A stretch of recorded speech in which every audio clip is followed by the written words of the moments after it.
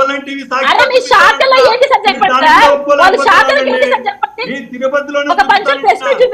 వెళ్ళలేదు. మీ ఊర్లోనే చూపిస్తాను. స్వీకరించలేని పరిస్థితుల్లో మీరు హనుమంత్ రెడ్డి గారు ఆవిడ చెప్పేది మీకు అర్థం కావట్లేదు. ఊకదంపుడు ఉపన్యాసం కాదు, ఆవిడ చెప్పేది మీకు అర్థం కావట్లేదు. మంత్రుల గురించి అడుగుతున్నారు, ఆవిడ మంత్రులు మాట్లాడట్లేదు ఎందుకు అని అడుగుతున్నారు ఆవిడ. ఉపన్యాసం కాదు సార్, ఉపన్యాసం చెప్పట్లేదు. నేను మీ ఊర్లో డబల్ టీవీ సాక్షిగా వాసుదేవన్ గారు మీరు అందరూ వెళ్దామండి, వెళ్దాం తప్పకుండా సార్, అది వేరే అంశం. అధ్యక్ష అయ్యా, మీరు ఎక్కడికి రమ్మంటే రావడానికి మేమంతా సిద్ధంగా ఉన్నాం. మీ ప్రసంగం కాదు, సకల శాఖ మంత్రి డ్యూటీ సజ్జల రామకృష్ణారెడ్డి చేస్తున్నాడు, అది మీరు చేయక్కర్లేదు. అలా కాదు సార్, సకల శాఖ మంత్రి డ్యూటీ సజ్జల రామకృష్ణారెడ్డి చేస్తున్నాడు.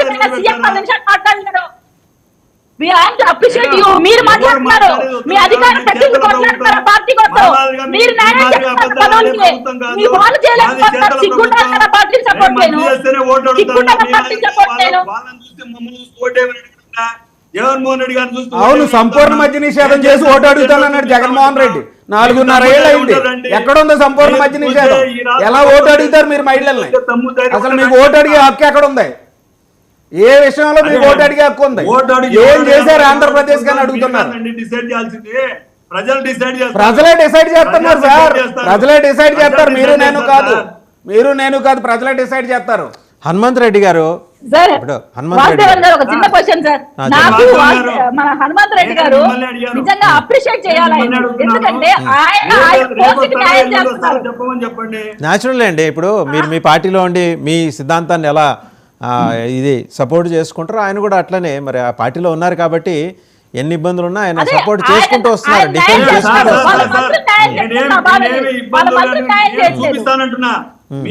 నేను మీకు ఇబ్బందులు ఉన్నాయనంటున్నా, మీ పార్టీకి ఎన్ని ఇబ్బందులు ఉన్నా అంటున్నాను. రండి అమరావతి వెళ్దాం, అమరావతిని ఏం చేశారో చూపించండి. హనుమంత్ రెడ్డి గారు రండి అమరావతి వెళ్దాం, అమరావతిని ఏం చేశారో చూపించండి. పోలవరం వెళ్దాం, పోలవరం ఏం చేశారో చూపించండి.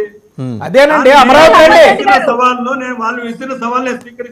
నేను సవాల్ ఇస్తున్నాను సార్ హనుమంత్ రెడ్డి గారు. తర్వాత మేము చేసిన అభివృద్ధి అంటూ ఈ రాష్ట్ర ప్రజలకు డబల్ టీవీ సాక్షిగా, కీర్తన సాక్షిగా, మేడం సాక్షిగా, ఈ తెలుగుదేశం పార్టీ వాళ్ళ సాక్షిగా చూపియాలని నేను కోరుకుంటా ఉన్నా. హనుమంత్ రెడ్డి గారు నేను కోరుతున్నాను మిమ్మల్ని, చూపిలేం కదా, నేను కోరుతున్నాను హనుమంత్ రెడ్డి గారు.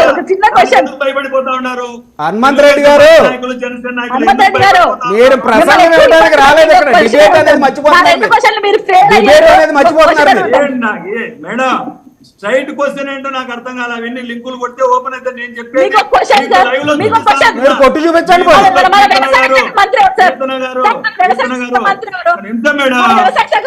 నేను చెప్పింది కూడా వినండి మేడం. కీర్తన గారు మన సంక్షేమ శాఖ మంత్రి చెప్పండి సార్, తెలుసుకుంటాం చెప్పండి సార్. ఎప్పుడు కనపడలేదు మన వ్యవసాయ శాఖ మంత్రి ఎవరు, మన రోడ్లు భవనాల శాఖ మంత్రులు ఎవరు? మేడం నెల్లూరు జిల్లాలో ఉంటాడు.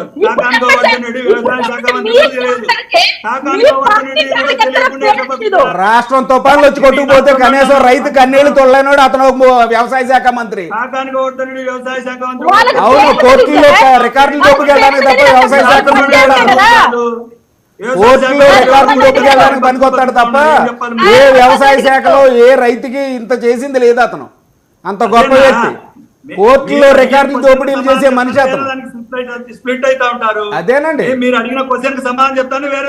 మీరు అడిగిన దానికి, మీరు చెప్పిన దానికే కౌంటర్ చెప్తున్నానండి. మీ వ్యవసాయ శాఖ మంత్రి ఎంత గొప్పోడంటే కోర్టులో రికార్డులు దొబ్బుకెళ్ళడానికి తప్ప మొన్న తుఫాన్ వచ్చి రైతాంగం రాష్ట్రంలో అన్నమో రామచంద్ర అని అల్లాడిపోతే కనీసం ఒక్క రైతును పరామర్శించింది లేదు. అంత గొప్ప వ్యవసాయ శాఖ మంత్రి. కొవ్వూరు నియోజకవర్గంలో దళితుడిని పోలీసులు కొట్టి చంపేస్తే పరామర్శకు వెళ్ళలేని దుస్థితిలో మీ తానేటి వనిత మీ హోంమంత్రి ఉంది. గొప్ప మంత్రులందరూ మీకే ఉన్నారు. ఎక్కడో చిన్న సంఘటన జరుగుతే, ఎక్కడో చిన్న సంఘటన, మీకు చిన్న సంఘటన ఒక మనిషి ప్రాణం, చిన్న సంఘటన మీకు ఒక మనిషి ప్రాణం తీసుకుంటుంది అంటున్నా. అలా కాదు హనుమంత్ రెడ్డి గారు, హనుమంత్ రెడ్డి గారు మీ వ్యాఖ్యలు ఉపసంహరించుకోండి. ఒక మనిషి ప్రాణం మీకు చిన్న సంఘటన? తుఫాన్ వచ్చి రాష్ట్రం నాశనం అయిపోతే చిన్న సంఘటన? తుఫాన్ వచ్చి రాష్ట్రం నాశనం అయిపోతే చిన్న సంఘటన మీకు? చెప్పండి. తుఫాన్ వచ్చి రాష్ట్రం అంతా నాశనం అయిపోయింది, రైతాంగం ఎంత నష్టపోయారు, అసలు ఎన్ని ఎకరాల్లో పంట నష్టం జరిగిందో మీ వ్యవసాయ శాఖ మంత్రికి తెలుసా?